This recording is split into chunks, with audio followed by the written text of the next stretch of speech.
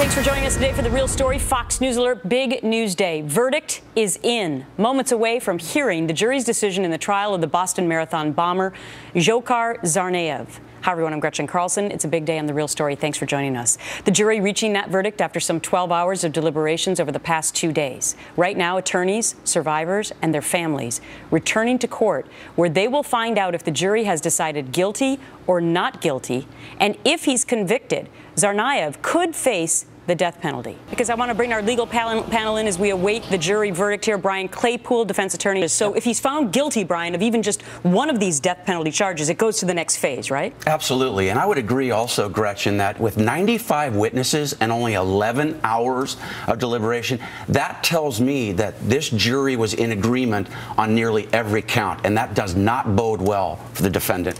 What do you think, Brian? Well, I tend to agree with John on this. I think what the jury is struggling with is, can two people really get together and plot out everything? Because these two guys may not have known what was going to happen once the bomb went off. So the jury might be wondering, did they also collaborate with Officer Collier? Did they also collaborate with the Watertown drama as well? So I think that this might suggest the jury might be lenient as to later events that happened. Okay, so count one and count two, we now know Dzhokhar Tsarnaev has been found guilty of both. Tsarnaev. Dzhokhar Tsarnaev, guilty of at least 2 counts so far. We have 28 left to go. All right. So, Brian, the same jury now going to be deciding this next phase. Right. And I think what's also important here, Gretchen, is if the jury's answering guilty on the first question, these sub-questions are going to be answered yes as well. There's no way this jury's going to find, yes, he used a pressure cooker, but no, he's not aiding and abetting. Okay. So count 3 now. Sorry to interrupt. Guilty.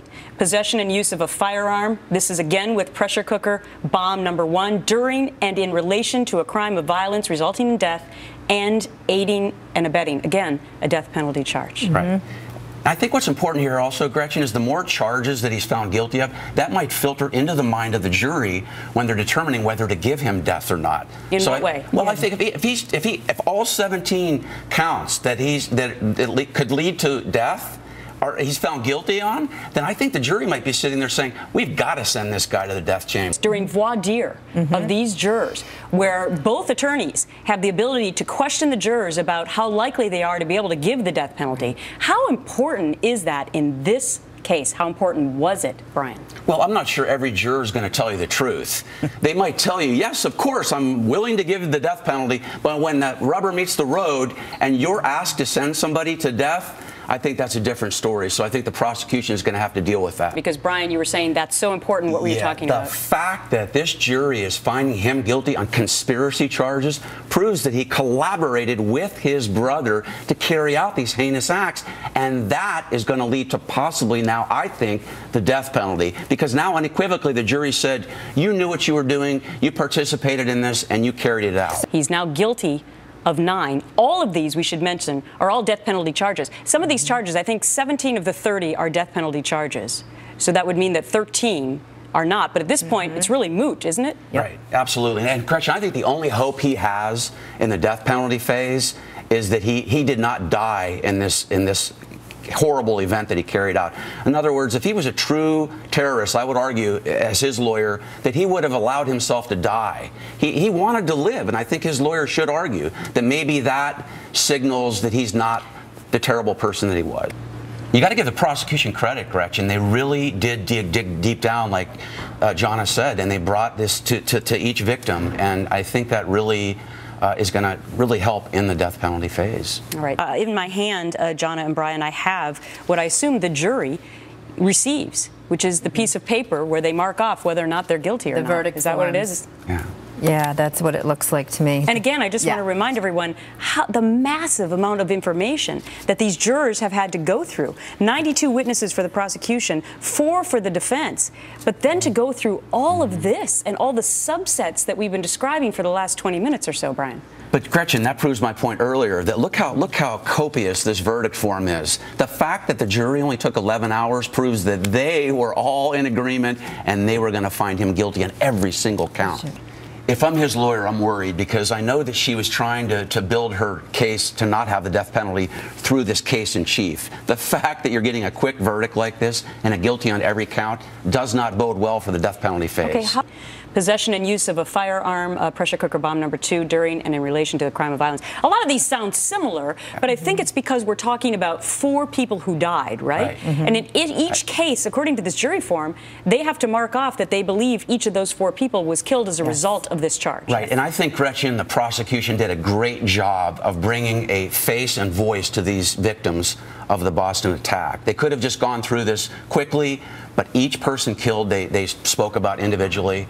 And I think that hurt the defense. And what they're going to do, Gretchen, is they're going to say, oh, this guy was a good guy up until this happened. He went to school. He was a kid. He did community service. And again, remember what I said earlier. I think the fact that he did not commit suicide by cop and allow himself to be killed, I would argue, is he is not a devoted terrorist. Interesting. You've been talking a lot, Brian, about the fact that you see in him the fact that he didn't kill himself, a different kind of a person, that you don't really see him so much as a terrorist. But it will be interesting to think and know how the jury sees that. Well, I think that's going to be the challenge for them because the worst thing possible for him happened here. He killed a child. I mean, all murder is reprehensible, obviously, but he killed a child and he killed a police officer.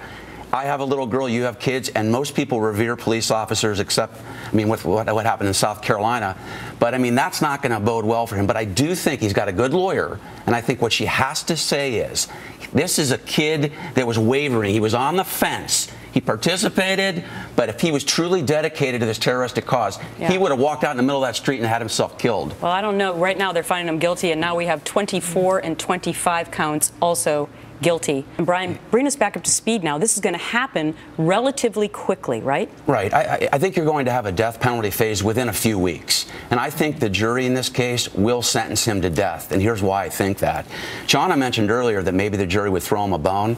Count 21 was the count where they should have thrown him a bone. Why? Which is, well, because it's a minor offense. It's relatively a minor offense. Interference with commerce by threats and violence. Now, if that jury had 1 ounce of compassion for him, they would have let him off on that charge. They charged him with that guilty. That is a message to him that we're going to find you, or sends you to death. Here's a couple other quick reasons why. Who's going to come forward at the death penalty phase? Who's going to walk into that courtroom and speak on his behalf? A psychiatrist will. A psychiatrist will. Well, we'll see, because they're going to be subject to a lot of scrutiny too. Because the witness has to weigh: am I going to have a career after this or not?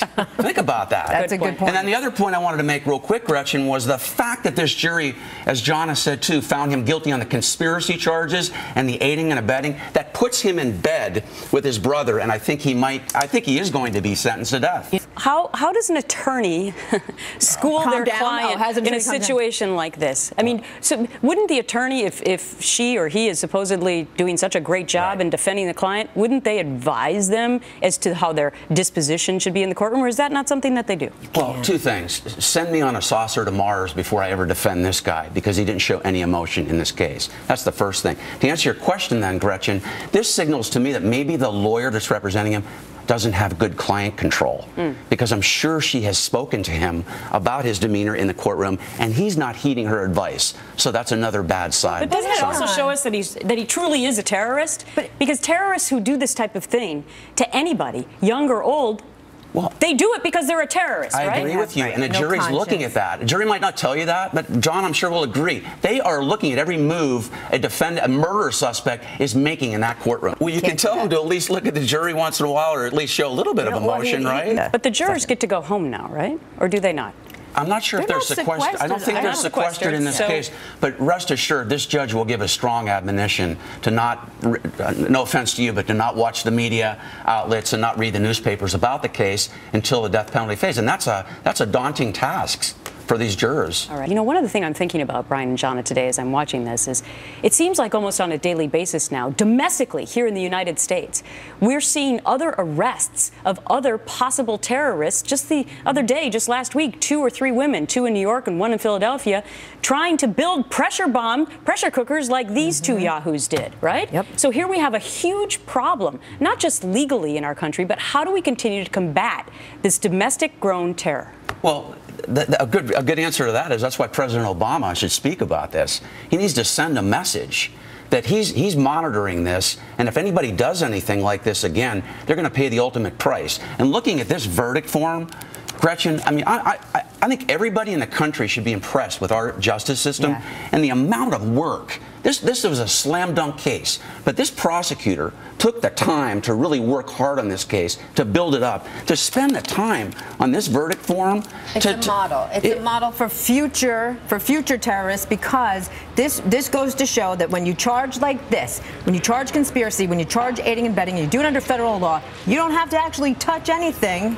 You're still going to be as guilty as the person who did. And so in other words, the prosecutor didn't have to come up with all of these counts. Oh, absolutely. No. That's a great point. Yeah. I mean, I am so, not to minimize what happened, but I'm so impressed with the depth of work that was put into this case. And as John has said, this is a template now for any other future terrorists in this country that want to try to do something like that.